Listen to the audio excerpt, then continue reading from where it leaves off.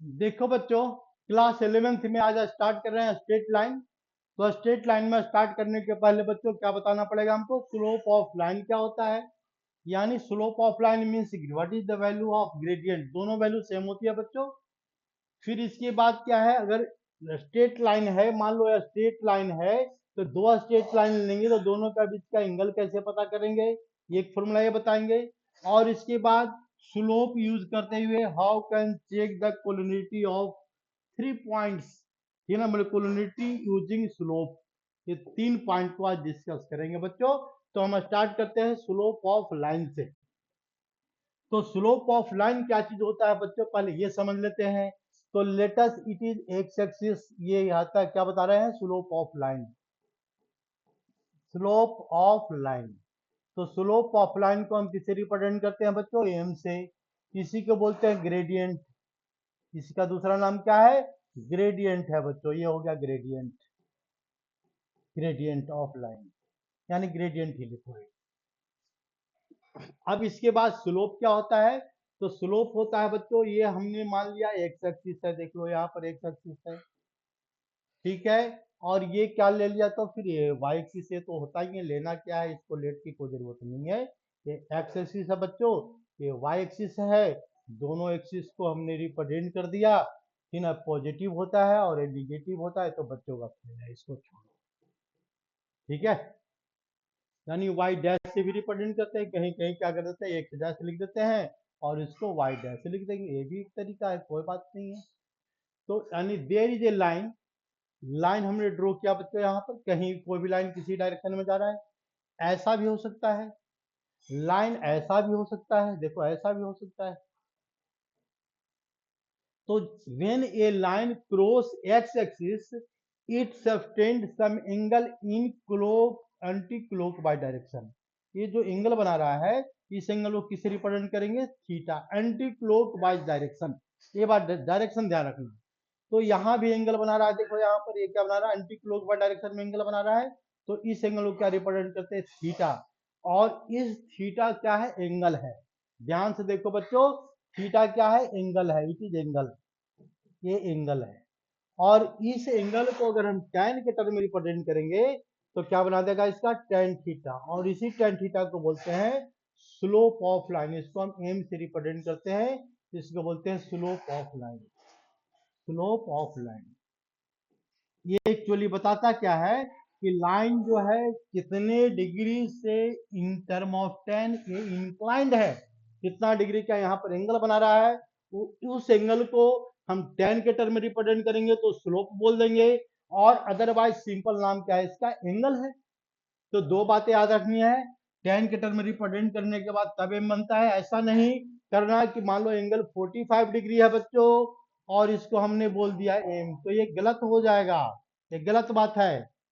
तो सही बात क्या है, तो एम की वैल्यू क्या है, तो मान लो एंगल 45 डिग्री है, तो tan 45 लिखेंगे, 45 डिग्री, और इसकी वैल्यू डालेंगे 1। तो एम की वैल्यू क्या आ जाएगा, स्लोप की वैल्यू 1, तब आएगा स्लोप की वैल्यू। तो ये क्या है, स्लोप ऑफ लाइन है। स्लोप ऑफ लाइन को डिफिनेशन लिखने की जरूरत नहीं है, क्या डिफिनेशन लिखना है ना। तो यहाँ पर स्लोप ऑफ लाइन है। अब इसकी वैल्यू कैसे कैलकुलेट करते हैं, अब इसको देख लो जरा। तो स्लोप ऑफ लाइन की वैल्यू कैलकुलेट करने के लिए हम क्या करेंगे, तो let's it is a geometrical plane, it has two axis, x axis and y axis, दो एक्सिस ले लिया। And there is a line which cross x axis and y axis both, दोनों को क्रॉस कर रहा है बच्चों, कोई बात नहीं, क्रॉस करने दो।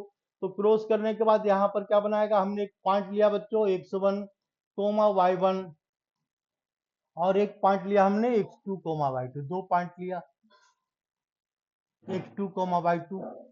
अब ध्यान से देखो, हमारा क्वेश्चन क्या है, हमारा एंगल फाइंड करना इन टर्म ऑफ tan, है ना, in term of tan।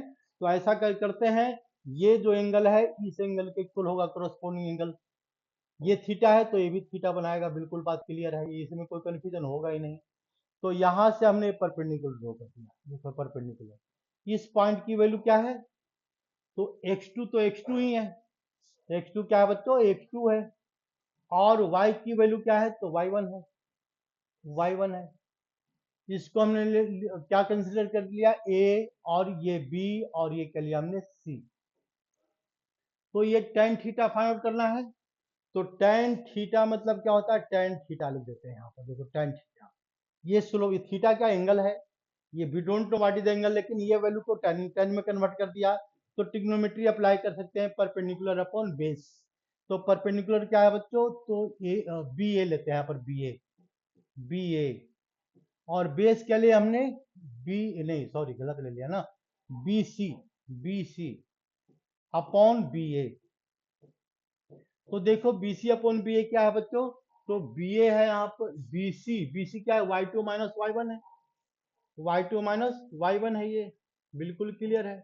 Divided by, किससे डिवाइड करेंगे, तो बी ए, तो X two minus X one है, X two minus X one है। तो ये वैल्यू क्या बताता है, ये दोनों पॉइंट का डिफरेंस, ध्यान से देख लो, दोनों पॉइंट का डिफरेंस का रेशियो, यानी अगर ये लाइन गिवन है और बिना डायग्राम का हमको कैलकुलेट करना है, इसका क्या फाइंड आउट करना है, what is the slope of line. तो स्लोप ऑफ लाइन के लिए एक पॉइंट यहां से लेंगे, x one comma y one, और इसके बाद x two comma y two, x two comma y two. तो ध्यान रखना क्या है, अगर हम वाई टू हमने पहले लिया बच्चों, तो एक्स टू पहले लिखा है, ऐसा नहीं उल्टा पुल्टा मत लिख देना। कुछ बच्चे ऐसे कर देते हैं, वाई टू लिख दिया हमने, और इसके बाद माइनस वाई वन, और यहाँ पर क्या लिख देंगे, x one minus x two, कुछ ऐसे भी करता है, ठीक ना। जो इंटेलिजेंट बच्चे रहेंगे वो ये काम नहीं करेंगे भाई, ये काम नहीं करेंगे। काम क्या करेंगे, ये करेंगे। जहां उल्टा लिखा तो फिर आंसर गलत आ जाएगा। अब ये तो बच्चों केस फर्स्ट है। केस सेकंड ऐसा भी हो सकता है कि यहाँ पर तो फिगर में एक्यूट एंगल ट्रेंगल बन रहा है, चलो लिख दिया। ओब्ट्यूस बनेगा तो क्या करेंगे, कोई दिमाग नहीं लगाना है, बिल्कुल सेम मेथड से। तो देखो हम ओब्ट्यूस के बारे में थोड़ा सा पढ़ते हैं। ओब्ट्यूस में क्या है बच्चों, तो ये एक्स एक्सिस है, इसके बाद ये बना दिया वाई एक्सिस। इस बार लेते हैं हम ओब्ट्यूस ट्रेंगल, देखो ये लाइन लिया हमने एंगल, तो ये एंगल कैसा है, थीटा है। देखो ये ओब्ट्यूस बना रहा है, मोर देन 90 डिग्री बना रहा है। तो मोर देन 90 डिग्री जब बनाएगा, फिगर से तो पता लग रहा है, तो हमको कैसे पता लगा, तो ये क्या कहते हैं, हमने यहाँ पर एक्स टू ले लिया, और इसके बाद वाई टू ले लिया, ये वाई टू, वाई टू, और ये पॉइंट लिया हमने x one comma y one, x one comma y one. तो अब जरा ध्यान से देखो, यहां से हमने परपेंडिकुलर ड्रॉ कर दी, ये ट्रेंगल बना दिया हमने, ये ट्रेंगल बना दिया। ये एंगल थीटा है, तो ये वाला एंगल क्या बनाएगा, 180 माइनस थीटा बनाएगा। ये एंगल क्या बनाएगा इसमें बच्चों, 180 माइनस थीटा, 180 माइनस थीटा बना देगा, क्योंकि ये स्ट्रेट लाइन है, देखो कोरस्पॉन्डिंग एंगल इक्वल है, ये 180 माइनस थीटा। अब यहाँ पर आ जाओ, ए बी सी लिख देते हैं, यहाँ पर लिख देते हैं ए, यहाँ पर लिख दिया बी, और यहाँ पर लिख दिया सी। तो हमको क्या फाइंड आउट करना बच्चों, ये इन ट्रिंगल एबीसी, इन ट्रिंगल एबीसी, जरा इसमें ट्रिग्नोमेट्री अप्लाई करो सही से। तो टेन क्या लिखे यहाँ पर, टेन 180 माइनस थीटा, ये लिखेंगे यहाँ पर 180 माइनस थीटा। तो परपेंडिकुलर, परपेंडिकुलर क्या है इसका, बी ए परपेंडिकुलर है, बी ए परपेंडिकुलर है बच्चों। अपॉन में क्या है इसका, बीसी इसका बेस है, तो अपॉन बीसी लिख देंगे। बी ए मीन्स ये पॉइंट की वैल्यू क्या है बच्चों, तो देखो एक्स कोऑर्डिनेट क्या है, ये वाला एक्स कोऑर्डिनेट जो यहाँ होगा वही होगा, तो ये होगा एक्स टू हो जाएगा। और वाई कोऑर्डिनेट की वैल्यू क्या है, तो यहाँ पर वाई वन होगा, बिल्कुल होगा ये। हम अप्लाई कर रहे हैं बी ए, मतलब y two minus Y one, y two minus Y one upon, upon में क्या लिखेंगे बी सी, तो बी सी मतलब x two, x one minus x two, x one, देखो ध्यान से यहाँ काम उल्टा हो रहा है, बी सी मतलब एक कैलकुलेशन क्या बता रहा है, X one minus x two, तो X one minus x two, x one minus x two, तो यहाँ तो उल्टा आ गया। लेकिन देखो इसको सीधा कैसे कर देते हैं, किसी को सीधा करना है तो भाई चाहे डंडे से करो या उसको प्यार से समझाओ, दो ही तरीका है, तीसरा तो एक तरीका नहीं है। डंडे से बहुत जल्दी सीधा नहीं होते, ठीक ना, कोई कोई तो और बदमाश बन जाते हैं। तो टेन 180 माइनस थीटा क्या होता है बच्चों, तो माइनस टेन थीटा होता है, देखो माइनस टेन थीटा होता है। तो ये माइनस टेन थीटा क्या आ जाएगा, Y two minus Y one आ जाएगा, अपॉन एक्स, देखो गलत लिख दिया हमने, x one minus x two आएगा ना यहाँ पर, x one minus x two, उल्टा हो रहा था ना यहाँ पर। तो क्या लिखेंगे यहाँ पर, x one minus x two, उल्टा लिख दिया हमने। अब इसको माइनस का साइन हटाएंगे तो माइनस इधर चला जाएगा, यही होगा ना? हाँ बिल्कुल यही होगा। tan थीटा लिखेंगे यहाँ पर हमने माइनस के साइन लिख दिया और ये क्या कर दिया हमने y2 तो ये क्या आ रहा है, माइनस का साइन आ गया बच्चों। फिर क्या लिखेंगे यहाँ पर y2 लिखेंगे minus y1 y2 minus y1 लिखेंगे divided by x1 minus x2 लिखेंगे x1 माइनस x2। जैसे इसका माइनस का साइन हमने इसके साथ ओपन किया तो tan थीटा क्या आ जाएगा, इसका tan थीटा जो है स्लोप की जो वैल्यू है तो क्या बता रहा है, तो x2 माइनस ये क्या लिखेंगे y2 minus y1 upon x2 minus x1। तो यानी ध्यान से देखो ये हमारे पास एक फॉर्मूला आ गया, लॉजिक क्या आ गया कि कहीं भी 2 पॉइंट दिया हुआ है कहीं भी, ठीक ना, ये 2 पॉइंट दे दिया हमने और पूछ रहा है क्या कि what is slope of this line, इस लाइन का स्लोप बताओ। तो 2 पॉइंट तो दिया हुआ रहेगा, एक पॉइंट है x1 y1 है और एक पॉइंट क्या है बच्चों x2 y2, 2 पॉइंट गिवन है। तो इसको हम क्या लिखेंगे, tan थीटा इसका स्लोप बनाएगा और स्लोप की वैल्यू क्या होगी बच्चों, तो क्या होगी y2 माइनस y1, पहले लिखेंगे y2 और माइनस y1 लिखेंगे तो अपॉन में क्या लिखेंगे x2 और माइनस x1 लिखेंगे, उल्टा मत लिख देना, ठीक ना मेरे जैसा। तो ये क्या बताता है, स्लोप ऑफ लाइन। अब देखो बच्चों दो लाइन का स्लोप हमने पता कर लिया, अब angle between two line, how can calculate the angle between two line, angle between two line, angle between two line, दो लाइन के बीच का एंगल।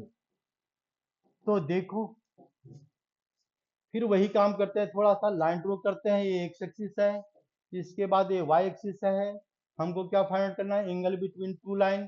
तो चलो एक लाइन बना दिया बच्चों, एक लाइन है यहाँ पर, इसको हमने नाम दिया क्या L1। तो अगर अगर इसको हमने लाइन दिया L1 तो इसके साथ कुछ ना कुछ एंगल बनाएगा, तो इसको लिख दिया हमने θ1, यानी m1 की वैल्यू क्या है बच्चों, m1 की वैल्यू है tan θ1 है, tan θ1, इससे तो ये पता लग रहा है। दूसरा लाइन लिया हमने सेकंड लाइन, देखो सेकंड लाइन किसी डायरेक्शन में जा रहा है कोई बात नहीं है, ये इसका स्लोप क्या है, तो स्लोप देखो positive direction of negative direction of axis, नहीं positive direction of negative direction होगा ना, उल्टा हो गया ना यहाँ पर, तो निगेटिव डायरेक्शन ये हो गया इसका पॉजिटिव और नेगेटिव डायरेक्शन, तो ये निगेटिव डायरेक्शन से साथ लेते हैं तो इसको हमने θ2 मान लिया। तो θ2 के लिए क्या है बच्चों m2 है, m2 की वैल्यू tan θ2 है, ये भी पता लग गया, ठीक है। tan θ2 क्या बना रहा है, इसका slope of line, second line का। हमको क्या फाइंड आउट करना है, दोनों का बीच का एंगल, तो दोनों का बीच का एंगल क्या है, तो अल्फा मान लेते हैं। अल्फा क्या है हमारा, अल्फा है हमारा angle between two line, angle between two line, दो लाइन का बीच का एंगल है, एंगल बिटवीन टू लाइन है, ये उसको हमने क्या मान लिया, tan अल्फा ले लिया। अब जरा और दिमाग लगाओ, और दिमाग क्या लगाना है, 8th क्लास का दिमाग लगाना है।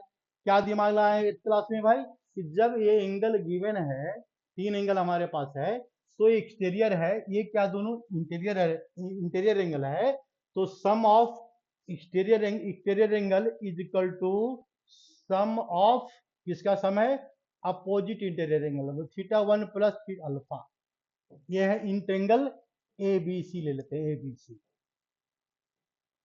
रीजन क्या है इसका, sum of exterior angle of a triangle, exterior exterior angle of a of triangle is equal to sum of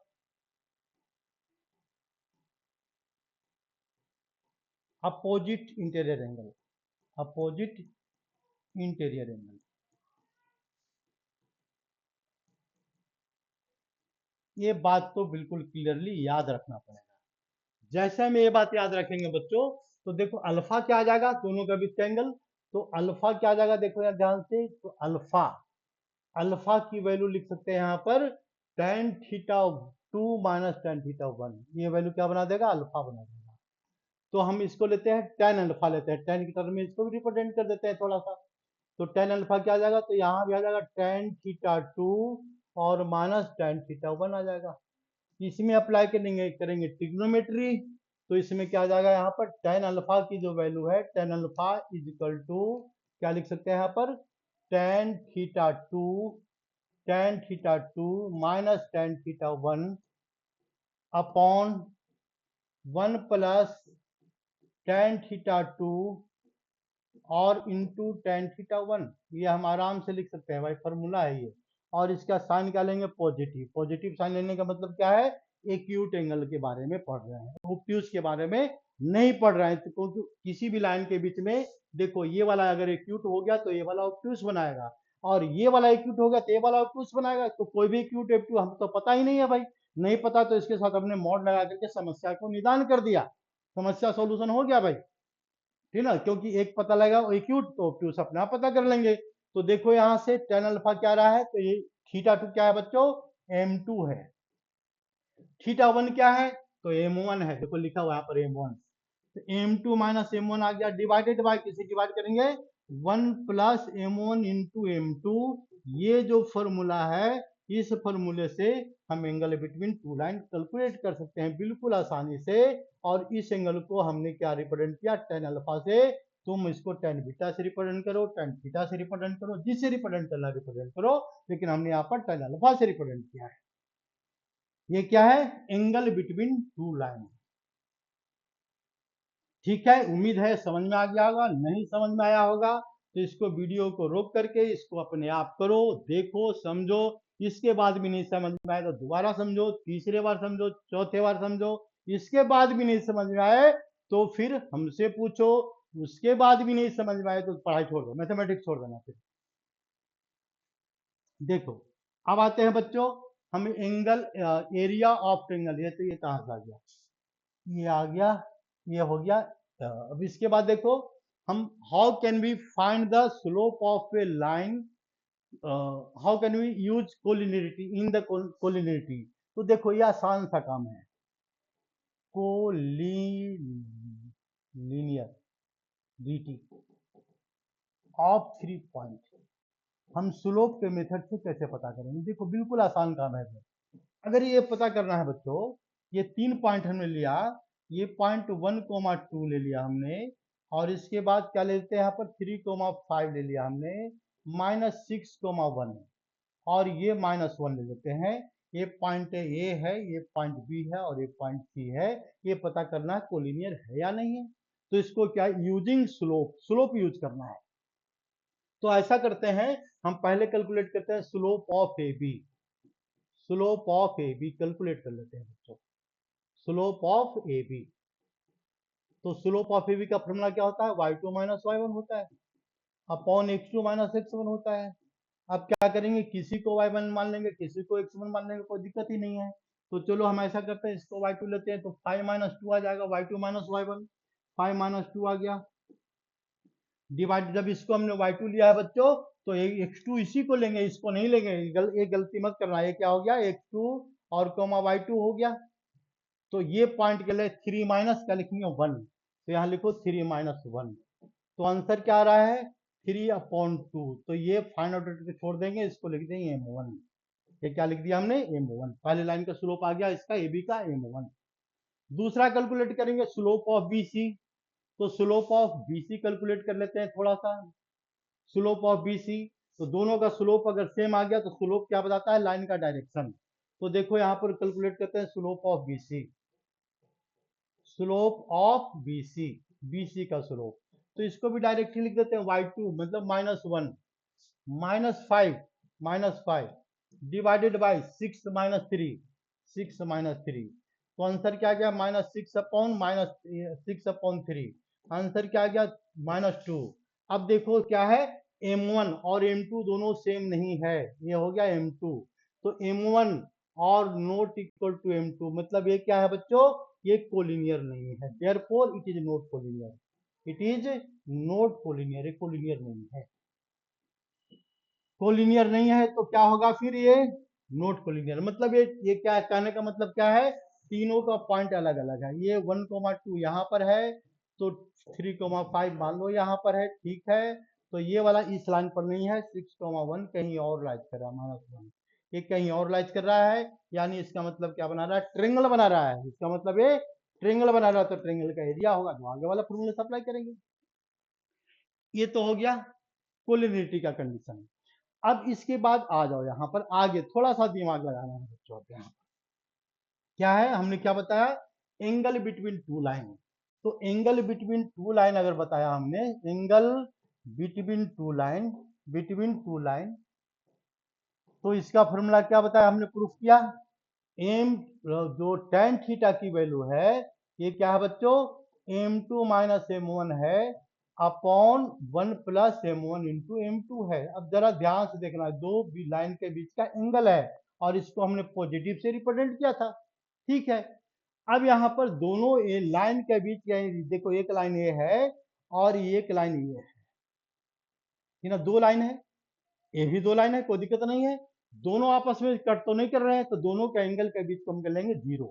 तो if case first, if first case, if lines are parallel, lines are parallel, अगर lines बच्चों क्या है, parallel है, parallel है, तो parallel है तो क्या हो जाएगा, थीटा की वैल्यू क्या बताते, लिख देंगे यहाँ पर 0, थीटा की वैल्यू 0 डिग्री।